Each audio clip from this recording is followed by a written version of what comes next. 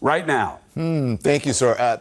That was very good. I was sitting there on the stage with all of them wondering, I'm like, why are they attacking the former president? And all I could think about was Clinton and Gore, Clinton, Gore, and what lessons were learned. But listen, that wasn't for me. I was just sitting there wondering why they were doing it. You gave them the opportunity. Right. You outlined the issues. You kept them on task. That was your job. Yeah. Their job was to turn that opportunity into an authentic appeal to people that they have a reason to believe that he or she will take them to a better place. You asked a very good question when you said, do you understand what's at stake? Because for me, it was kind of like, this whole thing is kind of like the Hunger Game, right? Everyone's like clamoring to be on top, but every election is like that. We saw it in 2016. Especially primaries. That's just, it's like that. But when you have something at stake that you feel, and I'm speaking for them, not for me, but they have said that they think that Trump is an existential threat. If you think that Trump is the existential threat, why are you tearing each other down? I can understand that to some extent, but the bigger question is, why are you tearing down the most liked person in your party right now? The two people, when you say Obama, that brings Mrs. Obama and Mr. Obama and President Obama into it. I don't understand. It doesn't make sense to me. They literally are walking into a house saying, there's a dragon in this house. We have to get the dragon out of the house. And once they walk in, they start looking at each other and be like, you know what? I don't like how you dress. I don't like the drapes. They start talking about Can we change the drapes? And I'm not saying a lot of this stuff doesn't matter. It all matters. Yeah. But you got to pick your spots and figure out when you use the ammunition that you have. Because if they think that Mr. Trump isn't sitting somewhere saying, I'm so happy this is coming out now, and that they're using the same stuff they'll use on me, on each other, they're kidding themselves. So at what price will your own ambition be put against your party's ambition? That interview, so, it has gone from, in the interview with me, I am the least racist person that you'll ever meet or something like that, to the least racist person in the world.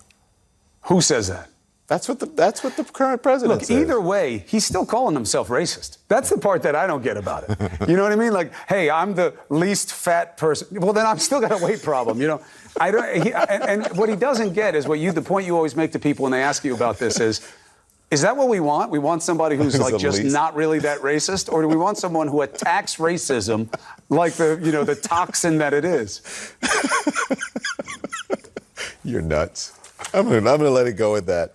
It's been a long week too, so I got to get to it. It's not even close to over. I'm running out of juice. I'm hitting the wall. You're doing great. Keep it going, brother. Thank you. I'll see you soon. Thank you very much. This is CNN Tonight. I'm Don Lemon, and with Democrats taking up all the oxygen in the room for 2 nights of debates, it's no surprise the president was itching to get out on the campaign trail tonight.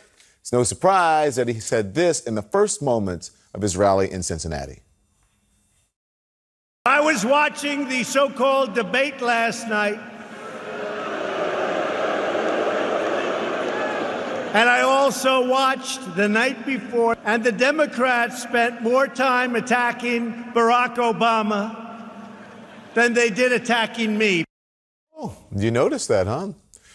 And the former vice president sounding pretty frustrated today that his rivals appear to have decided that the best way to take on President Trump is to attack Biden's former boss, and that is President Barack Obama. I must tell you, I was a little surprised at how much their incoming was about Barack, about the president. I mean, I'm proud of having served with him. I'm proud of the job he did. I don't think there's anything he has to apologize for. He's one of the few people in the world who can get away with just saying Barack, right? Also in the first few minutes of his rally, the president standing by while the crowd chanted. But this time, it wasn't send her back. It was the old standby, lock her up. You remember when Hillary used the word deplorable? She used 2 words. She used deplorable and irredeemable, right? And only being a politician for a few years, I said, what a terrible mistake that she used the word irredeemable. But it turned out to be deplorable. Deplorable was not a good day for Hillary. Crooked Hillary. She is a crooked one. She's crooked.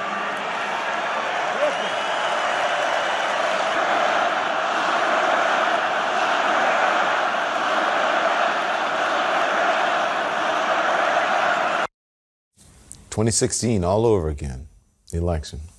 You know, that happened after he told reporters at the White House just this afternoon that he didn't know if he could stop people from chanting. He didn't try very hard, did he? I don't know that you can stop people. I don't know that you can. I mean, we'll see what we can do. I'd prefer that they don't. But if they do it, we'll have to make a decision then. We've got to talk about what happened at the debate last night.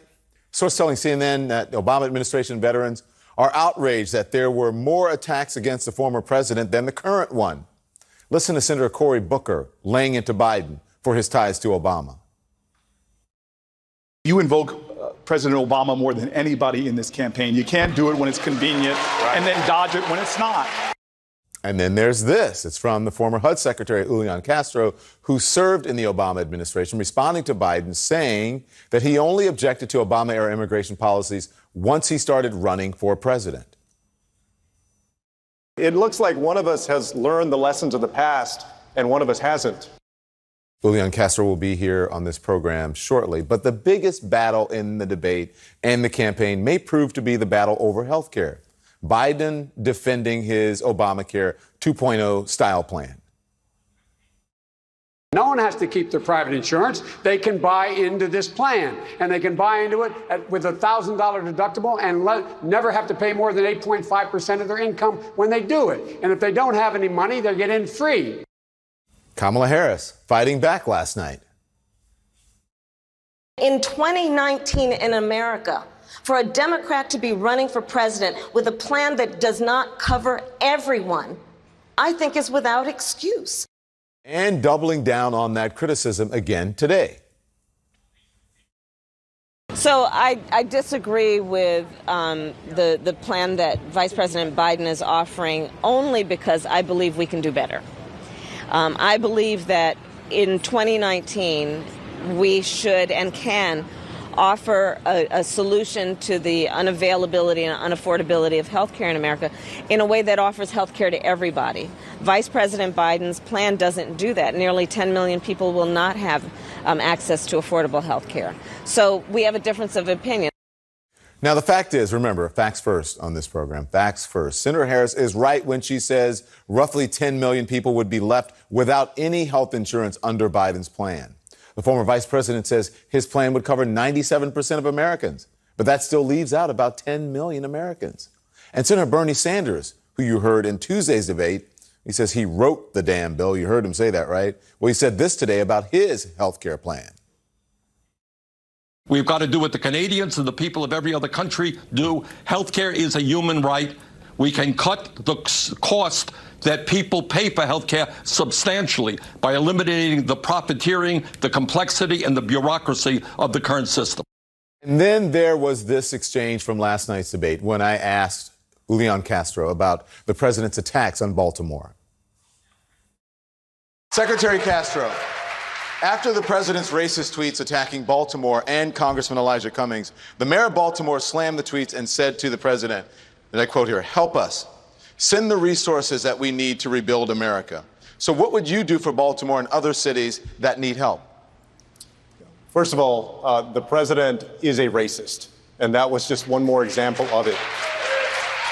We know that whether it's Baltimore or cities like Detroit, they're tremendously rich in history and culture and also in possibility.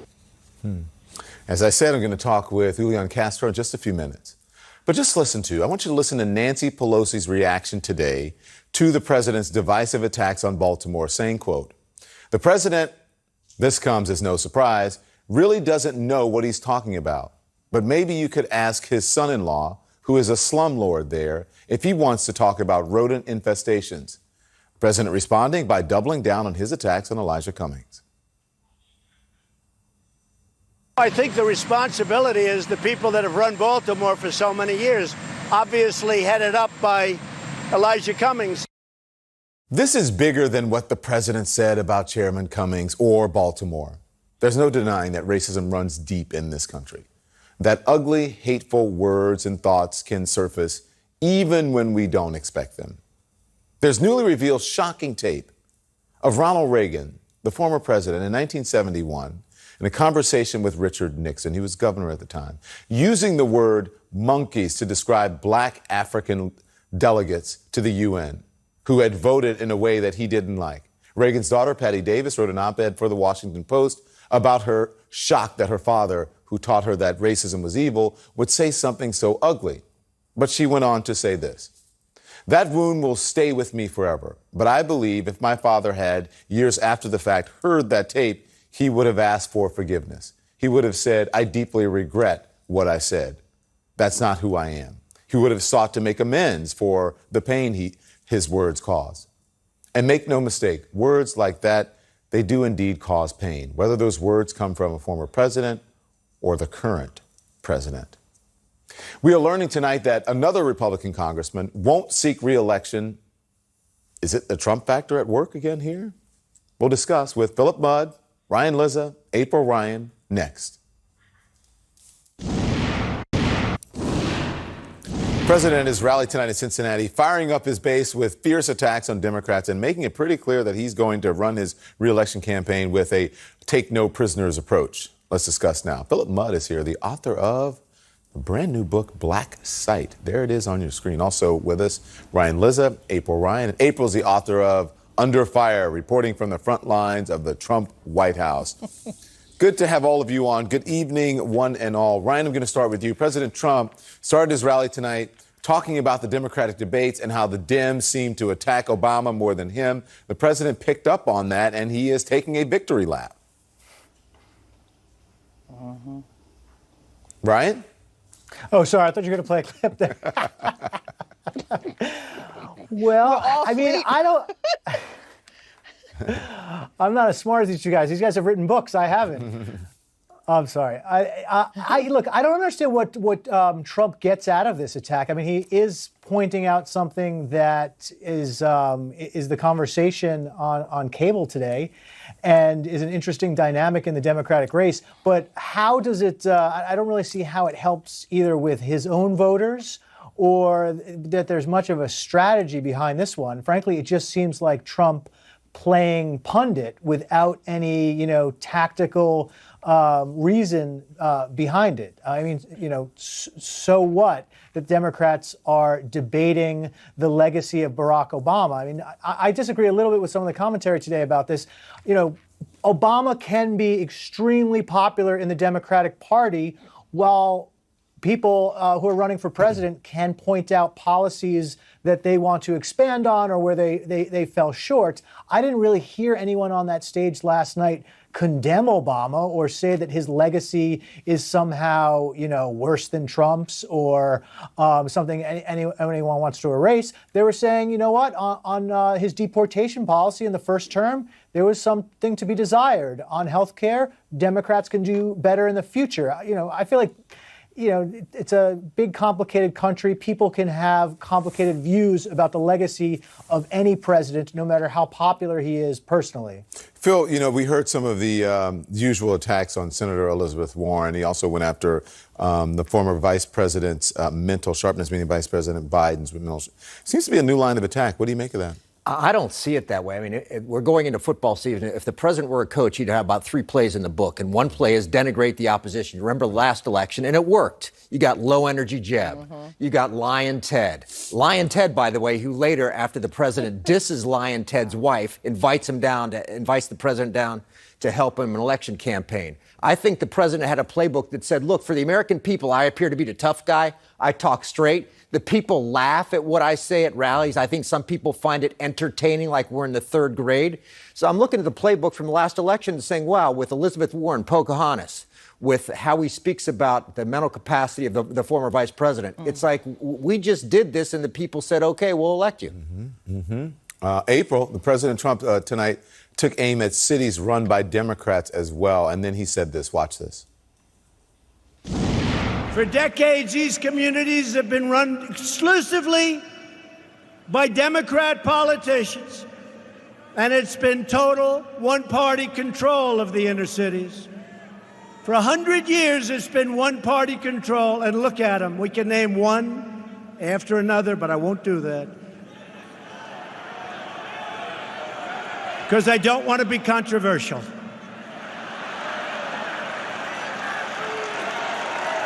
We want no controversy. So, it appears that he's kind of making light, I don't know if you read it that way, making light of his attacks against Baltimore politicians like Congressman Cummings, or was he just sort of having a moment with the crowd there? Well, first of all, Don, I want to congratulate you on 2 great nights of the debate, great questions, and you dealt with issues of urban America. Don, I'm thinking about Donald Trump, who was campaigning the first time for president. And he was talking about, I've got an urban agenda. I've got an inner city agenda. Where is that inner city agenda? You're pointing fingers. The pointing is his urban agenda, not doing something, not reaching a hand out to help, but to use that finger to point. Look, look, look, instead of here's what I want to help you with. I'm going to work with you. I think about when he ran for office, again, going back to that first time he ran, how he said, he told African Americans, what do you have to lose? Well, look at Baltimore. Look at cities like Baltimore. Look at Flint. It's a sad situation and a sad day when a U.S. president laughs at a city that he's supposed to protect, defend, and help, and to uplift. April, you know what he's going Baltimore to say? City, He's going to say that those are cities that are run by Democrats. I know. So what? He is the president of all America. He is the president of all America. Baltimore is just 30-some odd miles door to door from the White House. And there's no reason why he has not come to take a look himself. And I mean, I've already heard that a lot of Baltimoreans don't want him to come. They really pitched Ben Carson, who really received his fame in Baltimore from being a famous neurosurgeon when he was at Johns Hopkins. Mm-hmm. They put him out of a parking lot where he wanted to do a press conference. Mm. But this president asked Black America, what do you have to lose? Well, we're losing a lot in Baltimore and other urban cities. Mr. President, it's time to help, not to point fingers. Well, Ryan, listen, Greg Sargent over at the Washington Post is making the argument that Trump's strategy is moving from S-hole countries to S-hole districts. What do you think of that? I think there's some truth to that. And, well, first of all, April made me and Phil look really bad by not complimenting you on the terrific job. You guys don't have to do that, but thank you very much. And Dana and Jake did. But really, it was two of the most substantive debates that I've seen. And I've covered every campaign since 2000. You guys did a great job. Thank you. I think what Greg says, there's a lot of truth to that. One of the most unusual parts of obviously an extremely unusual president is that he sees himself in his rhetoric and his style as president only of his half of the country, his voters. And we see this when he talks about his white rural America. That's right. Anyway, when he talks about his poll numbers among Republicans, right? When he talks about, say, a vote in the House of Representatives, how many Republicans voted for his agenda, and he just sort of, and then of course, in much worse cases, when he denigrates parts of the country that he sees as dominated by the other party, as if the presidency, as April pointed out, it's the only office we have in this country that represents every single American. Mm-hmm. And he obviously does not govern that way. And he is more and more playing up geographic areas of the country that don't support him against his own supporters. And knowing what we know about Trump, this is obviously going to accelerate as we get, as the election soldiers on here. Phil Mudd? Yeah, I think Ryan's right, but as usual, Ryan's right for the wrong reasons. So let me explain. let me correct. Look, I think. Wait, was that like a backhanded? What was Let's that? move on. I can't tell if I should say thank you or something else. I mean, we're talking about this in political terms. Let me give you a slightly different perspective, a psychological perspective. Behind every human being, a quarter inch below, if you scratch the surface, is the willingness to say, I'm better than the next guy. The president is brilliant at exploiting this. I'm better than immigrants. There are people coming from poor places, S-hole countries. I think the Baltimore issue is part of a bigger whole where he says he knows people will respond in the places that are his heartland, maybe more white than Baltimore, when he says, whether it's S-hole countries or Baltimore, we're better than they are. They're a lower species. I think this is a psychological thing that plays to a typical human's weakness. You're supposed to take people up as a president. He's allowed them to go down. So what are you saying about it? Are you saying it's psychological? Is it not racism in this context? No, it is, because you're telling someone, for years we've been trying to escape the idea that I'm better than you because I have a different skin color. Mm-hmm. I think he's taking us back 50 years by saying, subversively, actually, we are better than those people. We're better than those immigrants coming across the border. It's a really subtle psychological game that works, but it's dangerous. That's a crazy psychological game, especially considering a number of districts who voted for the president are poorer than Baltimore. Yeah. Right? Interesting. Thank you all. I appreciate it. Yeah. So like I said earlier, Democratic candidates are attacking the former president, who is very popular with voters in his party.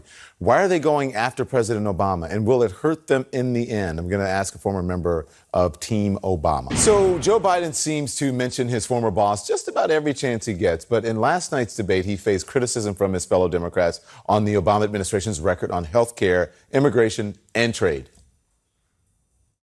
I must tell you, I was a little surprised at how much their incoming was about Barack, about the president. I mean, I'm proud of having served with him. I'm proud of the job he did. I don't think there's anything he has to apologize for, and I think, it kind of surprised me, the degree of the criticism. Joining me to discuss now is Ben LeBolt. He is the former National Press Secretary for President Obama's reelection campaign. Good to see you. Thank you so much, Mr. LeBolt, for joining us. We appreciate it. Thanks for having me, Don. Was last night's debate the circular firing squad that President Obama warned about back in April?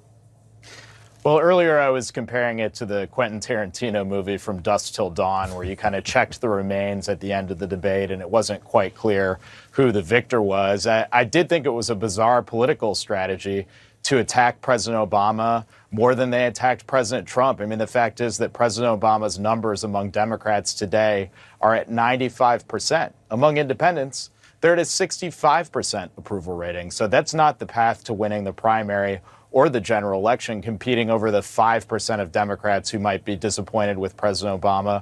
Winning campaigns are about the future, and we need to hear these candidates' visions for what they're going to do. Okay, there's a good point.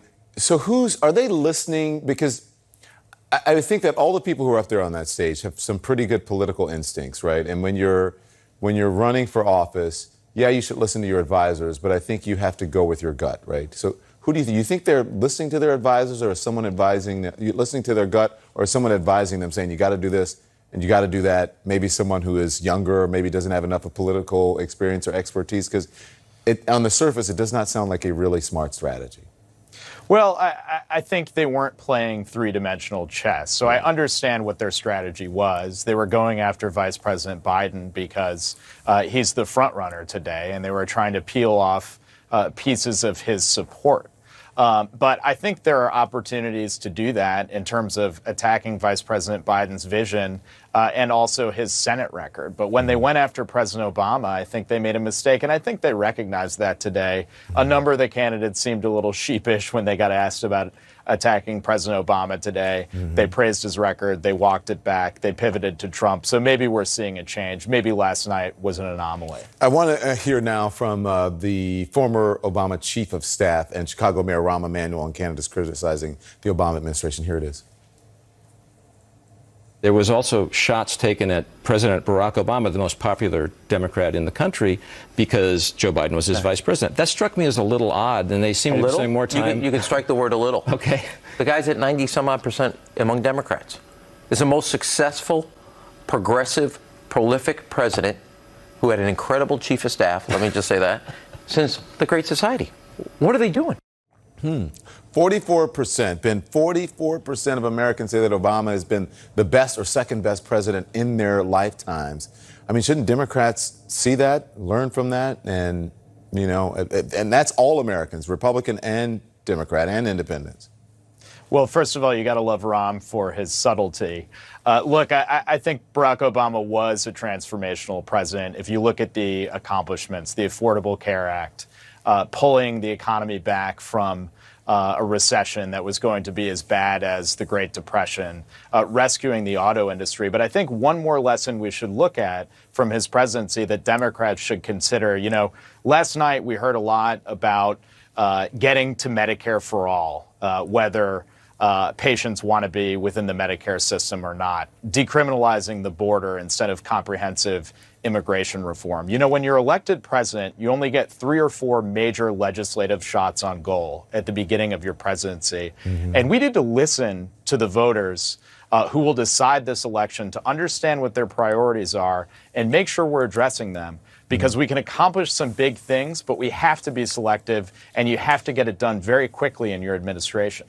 Do these, I want to read something from your op-ed, but you mentioned the 3-dimensional chess thing, right? But do these, and did you hear the president's comments tonight when he talked about Democrats attacking Obama and he was surprised? Well, I think, does it play right into his, into what he wants?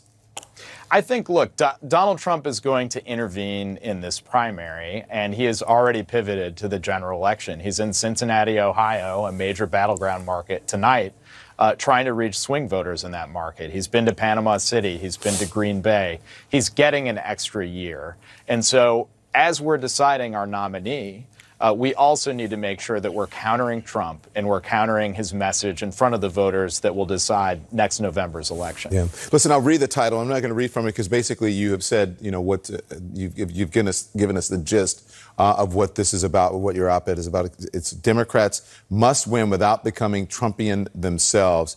And it is a very good op-ed. Thank you so much. I appreciate it. Ben LeBold, thanks for joining us. Please come back. Thanks, Don. I will. Thank you.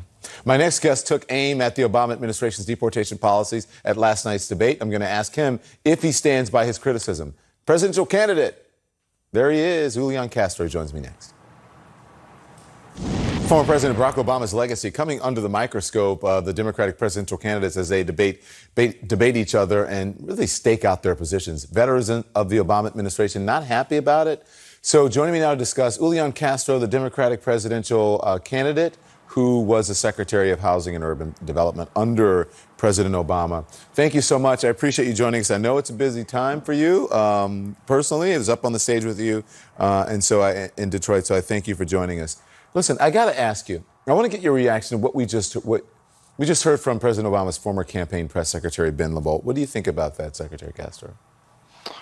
Well, I mean, let's go back to last night. What I said was that I thought Vice President Biden should learn the lessons of the past when it comes to immigration. Now, I don't think you're going to find somebody that's been more effusive in his praise about Barack Obama than I have been over the years as somebody that served him in his cabinet. I said that last night. I said that when Trump is trying to take credit for the economic recovery that belongs to Barack Obama, not only the economy, but in so many other ways, healthcare and so forth.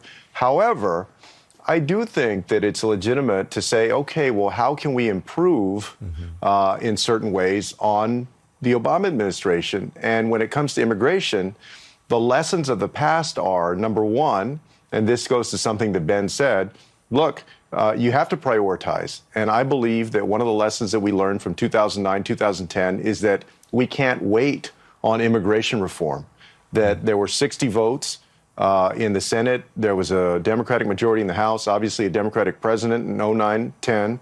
And, if I have that again, or even if I have 50 plus the vice president, that I will go forward with immigration reform at the beginning of my tenure.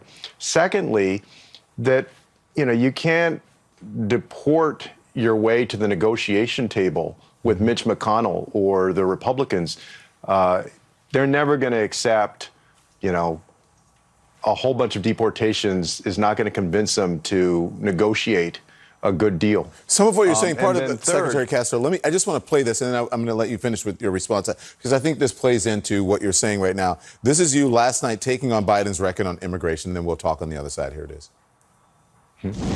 First of all, Mr. Vice President, it looks like one of us has learned the lessons of the past, and one of us hasn't.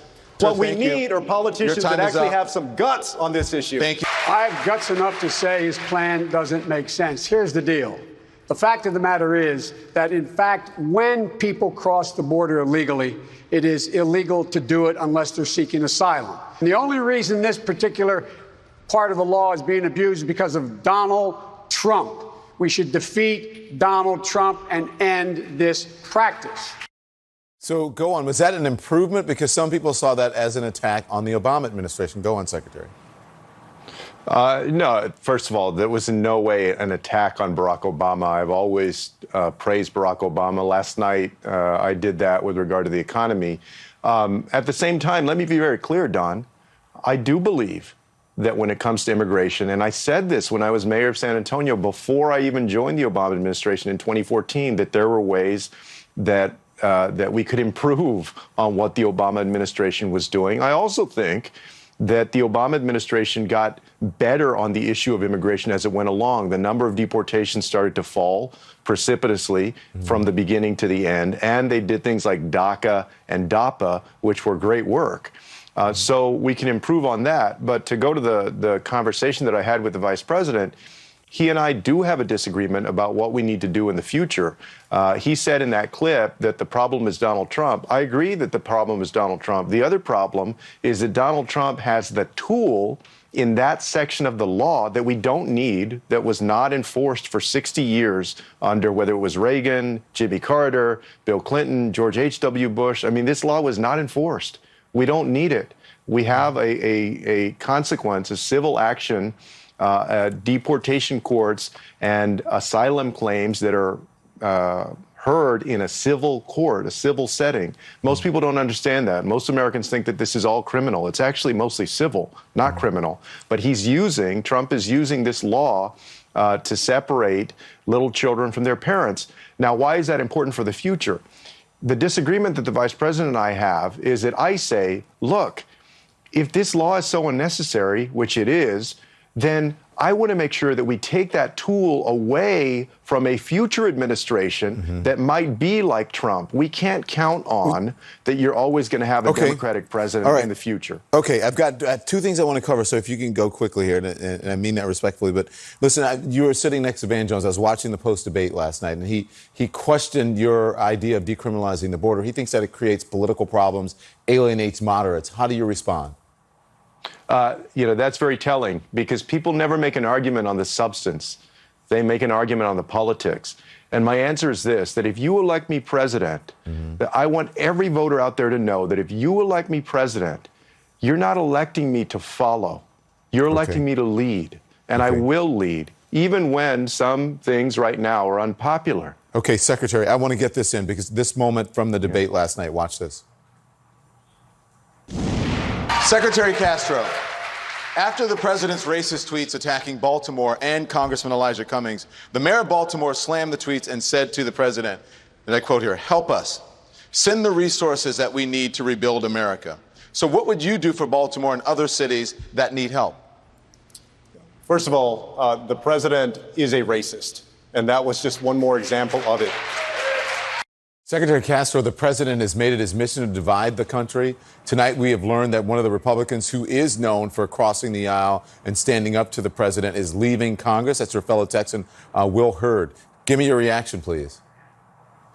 I think Republicans are jumping ship because they see how toxic the president has made it for them. I think we've seen something like 5 or 6 announcements of a retirement from Republican congressional representatives in the last 7 or 8 days. That's amazing. They can see the writing on the wall that this guy, Trump, has made it so terrible for their political future. They know what's coming in 2020, and Will Hurd is just another example. We actually, as Democrats, have a great opportunity to retake the 23rd Congressional District of Texas. So I'm excited about it. Secretary Castro, thank you for your time. I appreciate it. Good to be with you. President Trump had another phone call with Vladimir Putin today, and again, he says he didn't bring up Russian interference in the election. Former Director of National Intelligence James Clapper weighs in next. The FBI Director James Comey will not be, the former FBI director, I should say, will not be prosecuted over his handling of the memos that the FBI later determined contained classified information. Despite a referral from the Justice Department's Inspector General, DOJ prosecutors declined to prosecute Comey, in part because they didn't believe there was evidence he intended to violate laws on handling of classified information. So let's discuss now. With CNN national security analyst James Clapper, he is the former director of national intelligence. Always a pleasure. Thank you, Mr. Clapper, Director Clapper, for joining us. James Comey's not going to be prosecuted. That will disappoint the president. What's your reaction? Well, I agree. It will disappoint him and other critics of Jim Comey. I think it was, though, the right decision on for two reasons, both in the interest of fairness and as well more practical. I'm quite sure, I never saw the memos that in question, but I'm quite sure that Jim, in his own mind, took great care to ensure that there was not classified information. And I'm told that what I understand is that retroactively the FBI classified one of them as confidential, which is a pretty low bar for classification. And I'd be curious what their rationale was for saying that one memo was classified. So anyway, I think justice was served here by refusing to prosecute. I think actually they'd have a hard time making a case before a judge. Yeah. You know, the president was asked about ongoing Russian interference today, Director, and whether he brought it up to President Putin in his phone call yesterday. Watch this. Mr. President, Robert Mueller said last week that Russia is interfering in U.S. elections right now. What is that with Vladimir? Oh, you don't really believe this. Do you believe this now? Okay. Okay. Fine. We didn't talk about that.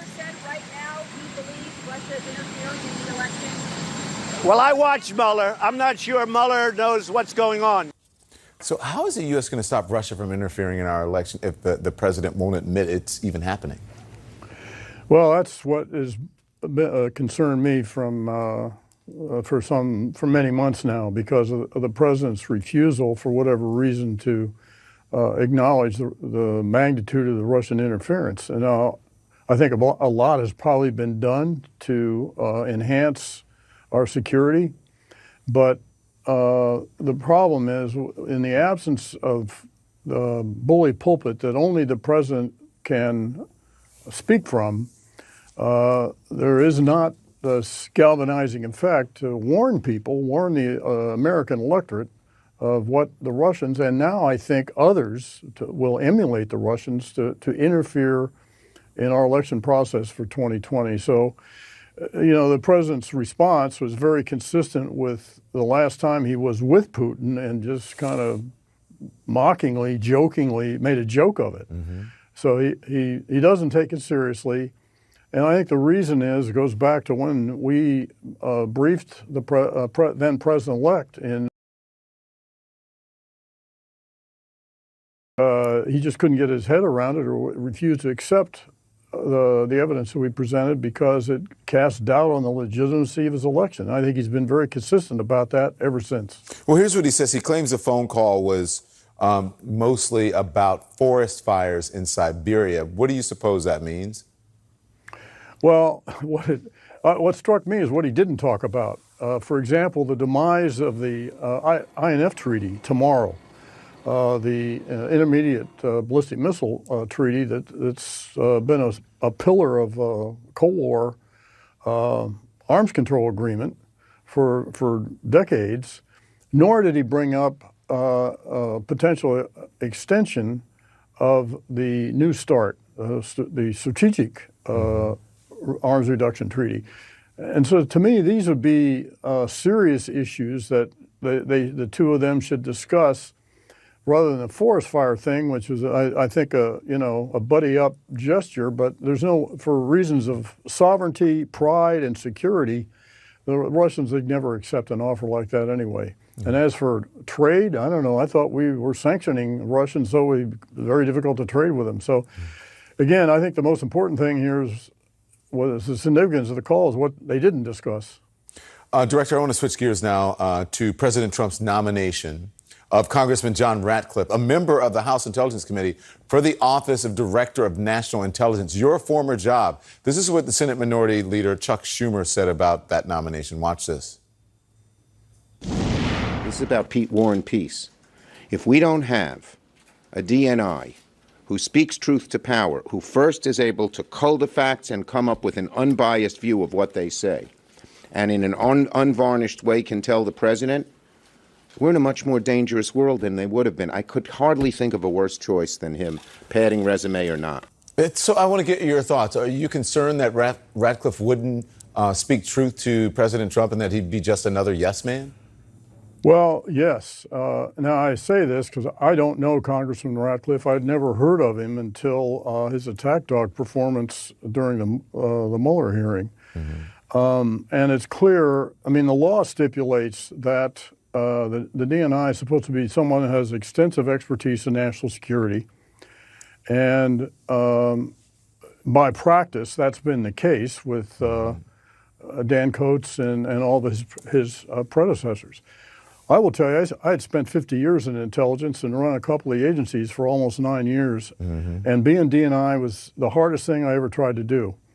And it's a difficult job if you know something about intelligence. And if you don't, it's virtually impossible. Now, that all said, that's not why the president selected him. He sort of did an apprentice-like audition, I guess, for the hearing. During the hearing, yeah. Listen, I've got to run, but I just want to say that Garrett Graff pointed this out, and he says, before becoming DNI, James Clapper had worked in U.S. intelligence for nearly 50 years and personally headed 2 of the nation's 17 intel agencies. By comparison, John Ratcliffe was the mayor of Heath, Texas, population 8,000. Thank you, Director. I appreciate it. This is CNN Tonight. I'm Don Lemon. President Trump firing up his base tonight at a rally in Cincinnati, talking up the economy, bashing Democrats, claiming falsely that they want open borders. He also talked about the Democratic presidential debates here on CNN. And the Democrats spent more time attacking Barack Obama than they did attacking me, practically. Trump also launching an attack on America's inner cities, claiming they're terrible places run exclusively by Democrats. It is a clear reference to the broadsides he has launched against Baltimore and Congressman Elijah Cummings. So let's get the big picture. Mark McKinnon's here, Joe Trippi as well. Good to see you, gentlemen. Thank you so much. Joe, let's talk about you. Tonight, Joe Biden is tweeting this. Let's talk to you, not about